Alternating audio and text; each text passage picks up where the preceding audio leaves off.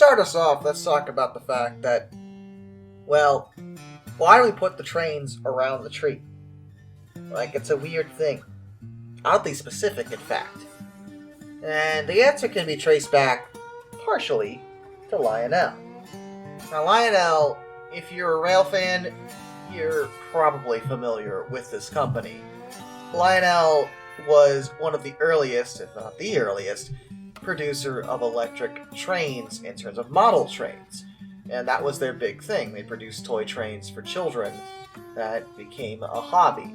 And they pioneered the idea of creating model trains, inevitably resulting in the very, very, very popular O-gauge train. One that wasn't too big, but wasn't too small. It's kind of where O-gauge falls. That's part of the reason why it's one of the most popular forms of model trains. Now, Lionel started out with these trains, and in some ways started out with just push trains, as they call them, which is just, toy trains. But the point is, back in the day, trains were a big draw in terms of presents. And many kids got such trains as presents. Now, inevitably, Lionel started selling sets of these trains, not just the engines or the cars or the tracks, but the whole shebang as one big solid set. And many of these sets, in fact, basically all of them, had a loop. Now, here's the thing about loops. They tend to fall precisely around the Christmas trees. It just so happens that they fit conveniently around them. And the thing about Christmas trees is that, well, they're up for the season, but they're also in the way. So when the kid says, I want to set up my train set, the parents were like, well, I don't want you setting it up in a place where we need to walk, but the tree is already placed in a place where we can't walk now, so put it around the tree. And thus, over time, a tradition began where people would set up their train sets around the tree as a loop. It just became a part of the family, tradition. Lionel, by the way, is technically still around today, though, in fairness, they're not exactly the same company anymore. They went bankrupt in the 90s, but they were, sort of revamped and are still presently producing model trains today. So, there you go. There are many competitors when it comes to model trains. That's an entirely different topic we're going to get into. But the point is that model trains were a common gift regarding the holiday season. But that wasn't the only thing that associates trains with the holidays.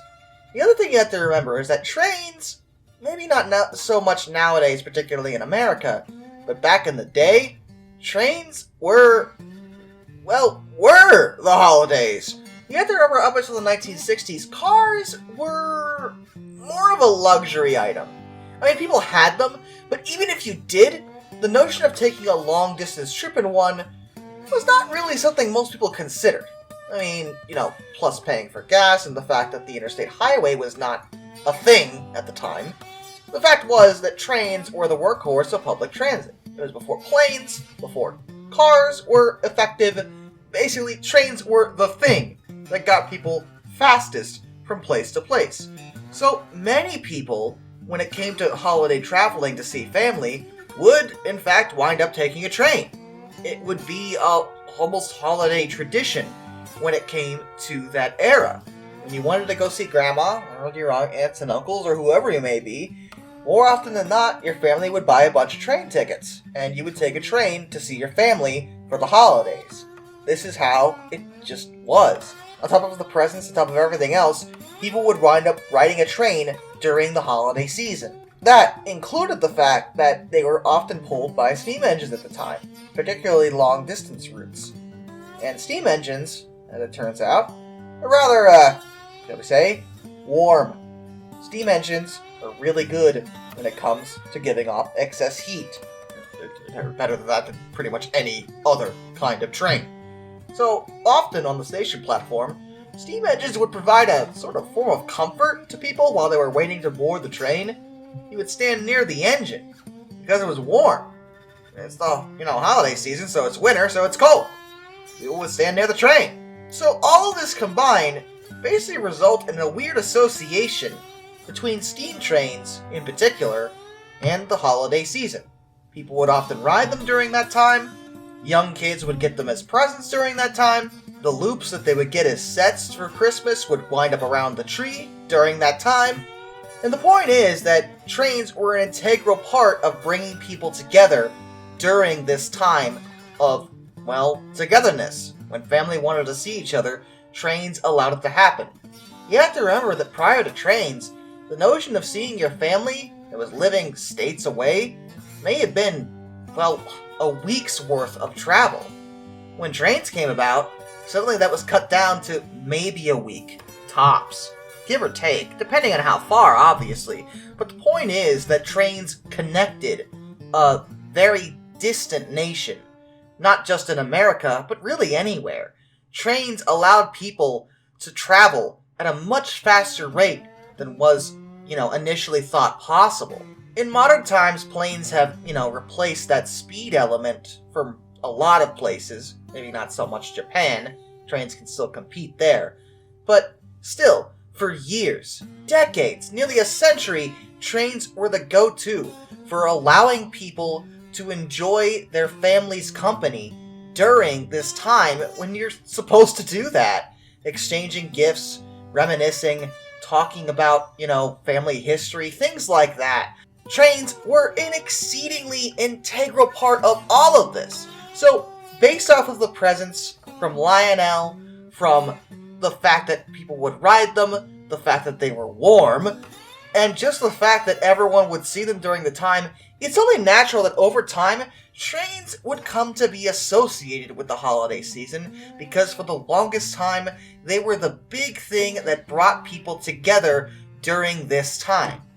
And, people have carried on that tradition, whether it be the trains running under the Christmas tree, or the simple fact that many heritage railways that still run steam trains, even those that don't run them year-round, will often bring out their old steam engines during the holiday season specifically because of this element of nostalgia, this element that people are used to seeing these particular trains run during this time. The fact is, these heritage railways pull in a tremendous amount of money in donations and ticket sales during this time, specifically because people love seeing them. It probably helps that many elements of fiction have also helped carry on the tradition. For example, things like The Polar Express. The book, I mean. Not a fan of the movie. But the book, carries on this element of these trains being associated with Christmas, or whatever holiday you may come to find, yourself celebrating. Doesn't really matter. The point is, trains are what brought people together for the season, and they continue to be associated with it because of that. And it's not something that things can just readily replace. It's true, many people will take a plane or even drive nowadays because trains have been somewhat replaced a little bit in the modern age, at least when it comes to America. But at the end of the day, it's a long-lasting, place that people aren't, willing to ignore. Especially considering that now we mentally associate, particularly steam trains, with the season overall. You can't just usurp that. So, ultimately, that's why people tend to think of trains when it comes to the holidays. It's not necessarily a, religious reason, or a specific story that involves some element of history. It's just a matter of timing, really. And the fact that trains were there to bring people together when they were needed most. And to be honest, let's think about that for a second, they kind of deserve it. After all that, and especially in some countries where trains have been usurped, recently in terms of their place as public transit, I would say that, yeah, they deserve that place underneath your tree. If you don't, that's fine, but I'll have you know that I always make sure to put my loop around my Christmas tree myself, because it's just not the same without it. So till next time, this is Darkness, and I bid you all a fond farewell.